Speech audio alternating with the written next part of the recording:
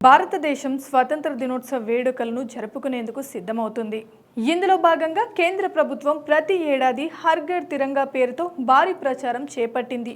దేశ ప్రజలందరూ తమ తమ ఇళ్లపై జాతీయ జెండా ఎగరవేయాలని సూచిస్తుంది.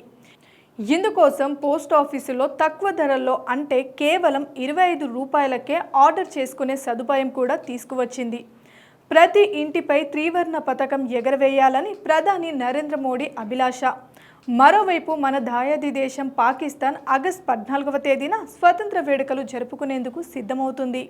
ఆగస్టు 15వ తేదీన స్వతంత్ర దినోత్సవం జరుపుకోవాలని ఆఖరి బ్రిటిష్ ఇండియా మెస్ట్రోయ్ లార్డ్ మౌంట్ బెటన్ మన పెద్దలకు సూచించారు.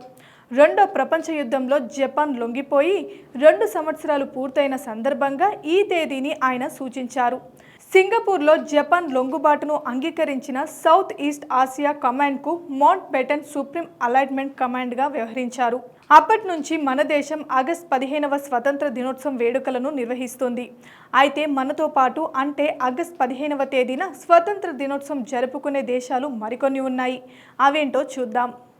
మనతో పాటు ఉత్తర కొరియా, దక్షిణ కొరియా, కాంగో రిపబ్లిక్, బెహ్రెయిన్, లిచెన్స్టైన్ దేశాలు కూడా ఆగస్టు 15 నాడే స్వతంత్ర దినోత్సవాన్ని జరుపుకుంటాయి.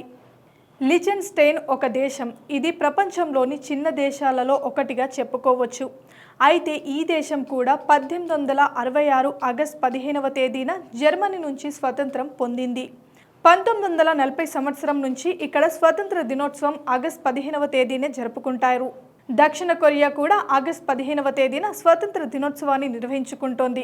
1945 ఆగస్టు 15న జపాన్ నుంచి దక్షిణ కొరియా స్వతంత్రం పొందింది.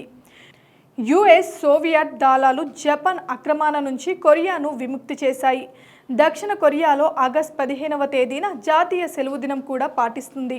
ఇక దక్షిణ కొరియా మాదిరిగానే ఉత్తర కొరియా కూడా ఆగస్టు 15వ తేదీన స్వతంత్ర దినోత్సవ వేడుకలను జరుపుకుంటాయి.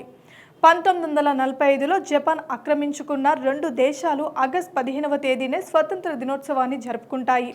ఈ 2 దేశాలు 1945 ఆగస్టు 15న జపాన్ ఆక్రమణ నుంచి విముక్తి పొందాయి. ఉత్తర కొరియా కూడా ఆగస్టు 15వ తేదీన జాతీయ సెలవు దినంగా జరుపుకుంటుంది. ఇలాంటి మరెన్నో అప్డేట్స్ కోసం చూస్తూనే ఉండండి సిగ్నల్ టీవీ.